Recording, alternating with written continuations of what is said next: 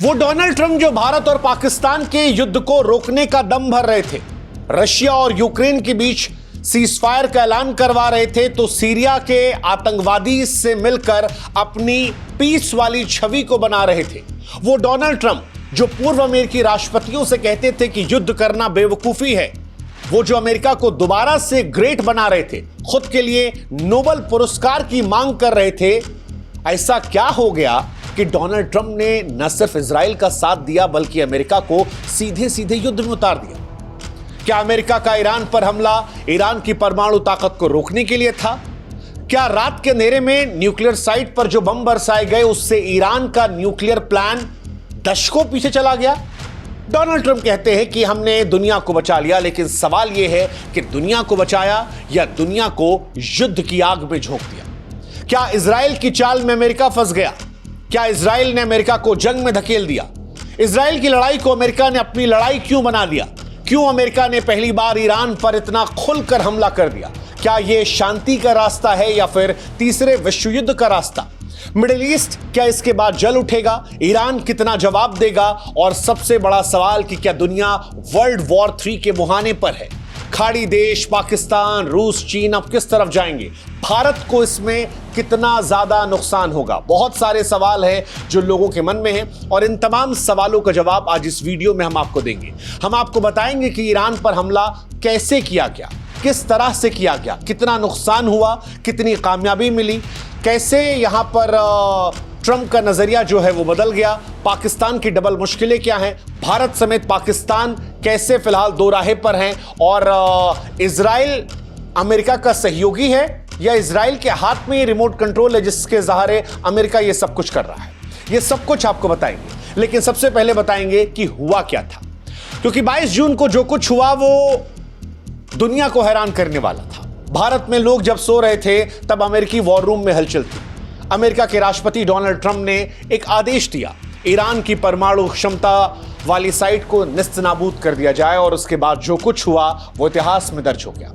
America के B-2 stealth bombers जो radar से भी बच निकलते हैं, वो एक बार में धरती के अंदर गहरे छिपे ठिकानों को ईरान में तबाह कर देते हैं। 3 टारगेट थे, पहला था नतांस, दूसरा था इस्फहान और तीसरा फोर्डो। ये वही जगह थी जहां पर यह माना जाता है कि ईरान ने अपने सबसे आधुनिक सेंट्रीफ्यूज लगाए थे, जिनमें उच्च स्तर का यूरेनियम समृद्ध किया जा रहा था। 30,000 पाउंड वजनी बंकर बस्टर बमों ने उस तहखाने को तोड़ डाला जो कंक्रीट और चट्टानों के नीचे 200 फीट ज्यादा गहराई में था। मतलब फोर्डो साइट को तो ऐसा समझा जा रहा था कि कोई परमाणु हथियार ही उसे तोड़ सकता है, लेकिन डोनाल्ड ट्रंप ने बिना परमाणु हथियारों के भी संदेश दिया कि अमेरिका के पास वो ताकत है जो नामुमकिन को मुमकिन बना सकती है। इस हमले में B-2 बॉम्बर्स ने इजराइल के पहले से साफ किए गए रास्ते से ईरान की वायुसेना में प्रवेश किया। इजराइल ने दरअसल ईरान के एयर डिफेंस सिस्टम को काफी कमजोर कर दिया था शुरुआती हमलों में, और उसी के बाद अमेरिका को मौका मिला था कि आसमान साफ है, और फिर डोनाल्ड ट्रंप ने कहा कि हम पूर्ण विनाश की तरफ बढ़ रहे हैं। लेकिन सवाल फिर वही है कि क्या यह सिर्फ परमाणु साइट को नष्ट करने की कार्रवाई थी या कहानी इसके आगे भी है? सवाल यह भी कि वो कौन सा हथियार है जिसने जमीन के अंदर 200 फीट जाकर निस्तनाबूद कर दिया उन ठिकानों को? तो ये जहाज है अमेरिका का B-2 स्टील्थ बॉम्बर। कहा जाता है इसे रडार भी नहीं पकड़ सकता। यह विमान खासतौर पर रूस के खिलाफ बनाया गया था। फिलहाल अमेरिका के पास 20 B-2 है और अमेरिका ने आज तक किसी भी देश को यह बेचा नहीं है। यह इकलौता विमान है जो 30,000 पाउंड के बंकर बस्टर बम दाग सकता है, 200 फीट गहरी जमीन में घुसकर धमाका कर सकता है। अमेरिका ने खासतौर पर इसे ईरान और उत्तर कोरिया के अंडरग्राउंड बंकरों के लिए बनाया था, और अब ईरान पर इससे हमला कर दिया है। अब सवाल है कि हमले से कितना नुकसान हुआ, कितनी कामयाबी? तो अमेरिका का यह दावा है कि ईरान का जो परमाणु कार्यक्रम है वो अब 10-15 साल पीछे चला गया।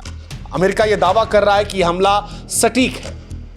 फोर्डो जो पहाड़ियों की गहराई में थी वो मलबे में तब्दील हो चुकी है। नतांज से लेकर इस्फहान जो है वहां मशीनें खाक हो चुकी हैं। न्यूयॉर्क टाइम्स ने खबर भी छापी कि B-2 बॉम्बर्स ने फोर्डो पर दर्जनों बंकर बस्टर बम गिराए। हालांकि ईरान साफ साफ कह रहा है कि यह हमला उसे कमजोर नहीं करेगा। ईरान कह रहा है कि अमेरिका ने दुनिया को बेवकूफ बनाया है क्योंकि जिस साइट पर हमला किया गया वहां से कोई रेडिएशन लीक नहीं हो रही थी। ईरान यह दावा कर रहा है कि उसका समृद्ध यूरेनियम पहले से ही सुरक्षित जगह पर था।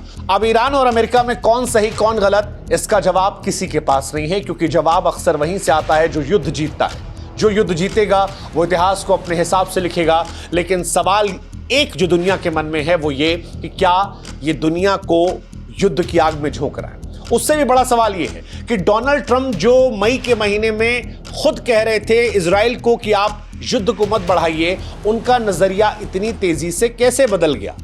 डोनाल्ड ट्रंप क्योंकि पहले ये मान रहे थे कि बातचीत से हल निकलेगा, उन्होंने बार बार कहा था कि अमेरिका को वो युद्ध में झोंकना नहीं चाहते, फिर वो पलटे कैसे। इसको लेकर जो इनसाइडर कहानियां आती हैं उसके मुताबिक डोनाल्ड ट्रंप को नेतन्याहू ने स्पष्ट कर दिया था इजराइल की तरफ से कि वो नहीं रुकेंगे। इजराइल ने शुरुआत में ईरान में जो हमले किए उसने काफी तबाही मचाई। माना जा रहा है कि वो तबाही देखकर डोनाल्ड ट्रंप को लगा कि क्रेडिट उनके हिस्से से चला जाएगा और इसी को लेकर डोनाल्ड ट्रंप ने फॉक्स न्यूज पर यह दावा किया था कि दुनिया नहीं जानती लेकिन इस ऑपरेशन में उनकी भूमिका भी बहुत बड़ी है। और इसी के बाद उन्होंने खुलकर इजराइल का साथ देना शुरू किया। जब डोनाल्ड ट्रंप को यह रिपोर्ट मिली कि इजराइल के हमलों से ईरान की परमाणु ताकत को नुकसान पहुंचा है तो वो और खुलकर मैदान में सामने आए और उसके बाद 22 जून को सुबह सब कुछ हो गया। अब सवाल यह है कि जो हुआ उसके बाद ईरान क्या करेगा। ईरान खामोश नहीं बैठेगा, यह तय है। ईरान जवाब देगा और ईरान ने जवाब देना भी शुरू कर दिया है, इजराइल पर हमले करना भी शुरू कर दिया है। ईरान के सुप्रीम लीडर अयातुल्लाह ख़ामेनी ने साफ किया है कि यह हमला अमेरिका और इजराइल के लिए भारी पड़ेगा। जवाब सिर्फ सैन्य नहीं बल्कि रणनीतिक भी होगा। इसकी शुरुआत भी हुई है। ईरान ने ऑपरेशन टू प्रॉमिस 3 के तहत इजराइल के कई शहरों पर मिसाइल दाग दी है, लेकिन यह सिर्फ शुरुआत है। खुफिया रिपोर्ट्स कहती हैं कि ईरान के जो प्रॉक्सी ग्रुप्स हैं यानी हिजबुल्लाह, हुती और मिलिशिया, उनको भी एक्टिव किया गया है और इसके साथ ही उस जगह को बंद कर दिया जा रहा है जहां से दुनिया का 20% तेल गुजरता है। अगर ये रास्ता बंद होता है तो ये माना जा रहा है कि दुनिया की अर्थव्यवस्था हिल जाएगी, तेल की कीमतें आसमान को छू जाएंगी। भारत जैसे देशों में तेल का संकट जो है वो आ जाएगा। ईरान के पास अभी भी मिसाइल है, ड्रोन है, कुछ गुप्त परमाणु ठिकाने बचे हैं। ईरान बदला लेगा नहीं लेगा, ईरान गुस्से में रिएक्ट करेगा या ईरान समझदारी से लड़ेगा, ईरान के साथ कौन आएगा, ये अभी रहस्यों में भरा पड़ा है। लेकिन अमेरिका और ईरान की दुश्मनी अब स्पष्ट तौर पर आ गई। वो दुश्मनी जिसकी शुरुआत 1953 में हुई थी, आप में से बहुत लोग नहीं जानते। कईयों को लगता है कि ईरान में इस्लामीकरण के बाद ये लड़ाई शुरू हुई है, लेकिन ये लड़ाई पहले शुरू हुई थी। ये लड़ाई तेल को लेकर शुरू हुई थी। ईरान के नेता थे मोहम्मद मुसद्दिक, जिन्होंने विदेशी कंपनियों से तेल का नियंत्रण छीना था। अमेरिका ब्रिटेन नाराज हुए थे और उसके बाद उनको हटाकर अमेरिका ने अपना व्यक्ति बैठा दिया था जो ईरानी था, शाह उनका नाम था। 1979 में शाह के सख्त शासन से ईरानी जनता नाराज हुई थी और वहीं से इस्लामिक क्रांति की शुरुआत हुई थी। अयातुल्लाह ख़ामेनी ने सत्ता संभाली और ईरान इस्लामिक देश बन गया। लेकिन जब ये इस्लामिक देश बन रहा था उसी वक्त अमेरिकी दूतावास पर गुस्साए छात्रों ने कब्जा कर लिया था और 52 ऐसे अमेरिकी थे जिन्हें 444 दिनों तक बंधक बनाया गया। यहीं से अमेरिका और ईरान जो है वो एक दूसरे के जानी दुश्मन बन गए। इसके अलावा परमाणु हथियारों का भी डर है। ईरान परमाणु कार्यक्रम पर काम कर रहा है और अमेरिका और उसके दोस्तों को डर है कि ईरान परमाणु बम न बना ले और मध्य पूर्व में ताकतवर न हो जाए। इसलिए अमेरिका ने ईरान पर सख्त आर्थिक पाबंदियां लगा रखी है।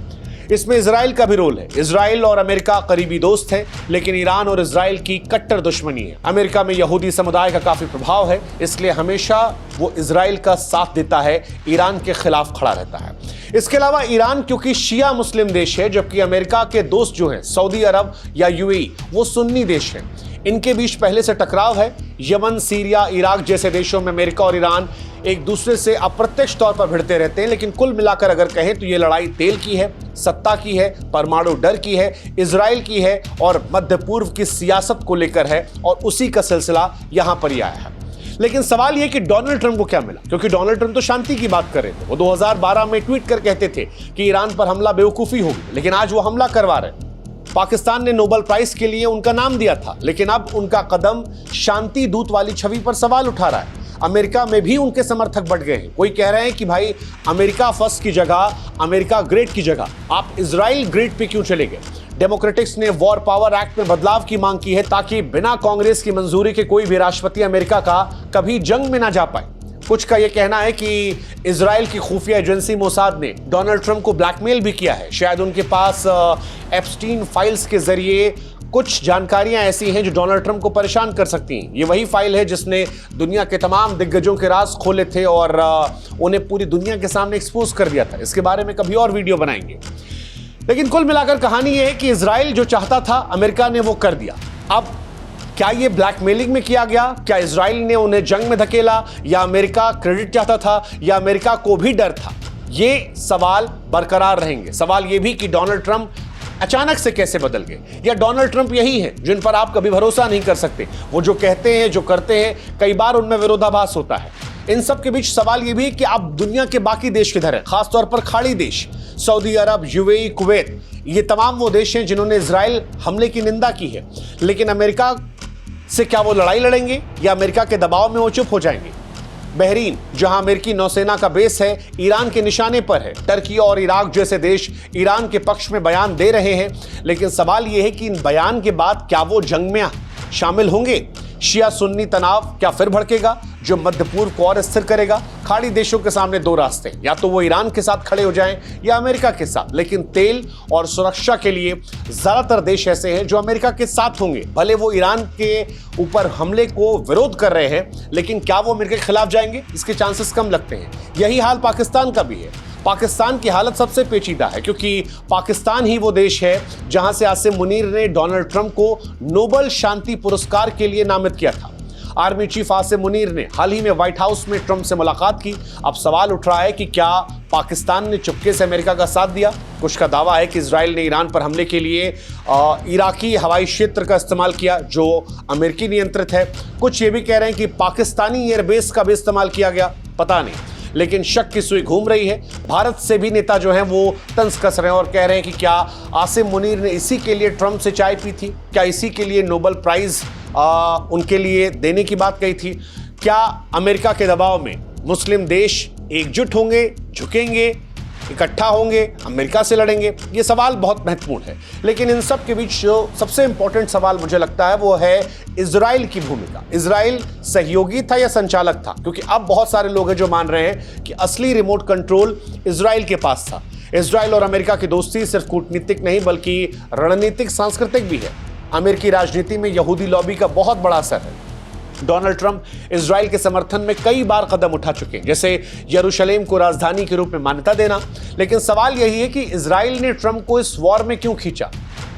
नेतन्याहू कह तो रहे हैं कि आपने इतिहास बदल दिया, ये प्रशंसा है, लेकिन संकेत ये भी है कि असली रिमोट कंट्रोल क्या उन्हीं के पास था? ये सवाल बहुत बड़ा है। और इजराइल का तो इसमें बहुत फायदा हुआ, क्योंकि इजराइल जो इस जंग में अकेला लग रहा था, अब उसे दुनिया की सबसे बड़ी ताकत का साथ मिल गया है। भारत अभी भी तटस्थ भूमिका में है। भारत जैसे देश अभी भी शांति की अपील करेंगे, लेकिन उनका स्वर क्या इस वर्ल्ड पॉलिटिक्स में, इस बॉम्बार्डिंग के बीच सुनाई पड़ेगा? यह अपने आप में एक बहुत बड़ा सवाल है। कुल मिलाकर इतना कह सकते हैं कि डोनाल्ड ट्रंप का ईरान पर हमला एक बहुत बड़ा हिस्टोरिकल मूवमेंट है। इतिहास इसे अच्छे बुरे किस तरह से देखेगा ये वक्त बताएगा, लेकिन अभी करंट टाइम पे ये बात स्पष्ट है कि इसने दुनिया को युद्ध की आग में झोंक दिया है। डोनाल्ड ट्रंप की छवि को नुकसान पहुंचाया है। वो डोनाल्ड ट्रंप जो शांति के स्थापक बन रहे थे, अब युद्ध करने वाले नेता के तौर पर देखे जा रहे हैं। ये भी सच है कि ईरान खामोश नहीं बैठेगा, ईरान लड़ेगा। इसका असर दुनिया पर भी पड़ेगा, चाहे वो तेल की कीमतों के जरिए हो, वैश्विक अर्थव्यवस्था हो, और इसका असर भारत में भी हमारी जिंदगी पर पड़ेगा। लेकिन सवाल जो इंपॉर्टेंट है वो यही कि क्या ये इजराइल का युद्ध था जिसे अमेरिका ने अपना बनाया? क्या ट्रंप ने नोबेल पुरस्कार गवा दिया? क्या दुनिया जंग के मुहाने पर बढ़ गई है, या अभी भी ये जंग संभाली जा सकती है? हम और आप एक नाजुक मोड़ पर खड़े हैं, जहां पर डिप्लोमेसी और डीएस्केलेशन शायद एकमात्र रास्ता है अगर दुनिया को बर्बादी से बचना है। लेकिन जब इतिहास लिखा जाएगा तो ट्रंप का यह फैसला या तो साहसिक कदम के तौर पर याद किया जाएगा, या उस चिंगारी के तौर पर जिसने दुनिया को जंग की आग में झोंक दिया। अब दुनिया को यह तय करना है कि हम शांति की ओर बढ़ेंगे, युद्ध की गहराई की ओर बढ़ेंगे। जवाब का वक्त आ गया है, समय बहुत कम है। समय यह तय करेगा कि दुनिया बर्बादी की तरफ गई या इस कदम से शांति बनी। ये सब कुछ अब ईरान और अमेरिका इजराइल वॉर पर निर्भर करता है। क्या दुनिया कूदेगी? इस खबर को आप कैसे देखते हैं? इस जंग में आप किसकी तरफ हैं? आप किसे सही गलत मानते हैं और क्यों मानते हैं? ये सारी बातें आप भी कमेंट सेक्शन में लिख सकते हैं। और अगर किसी और विषय पर आप चाहते हैं कि हम उस पर वीडियो बनाएं तो वो भी आप कमेंट सेक्शन में जानकारी के जरिए बता सकते हैं।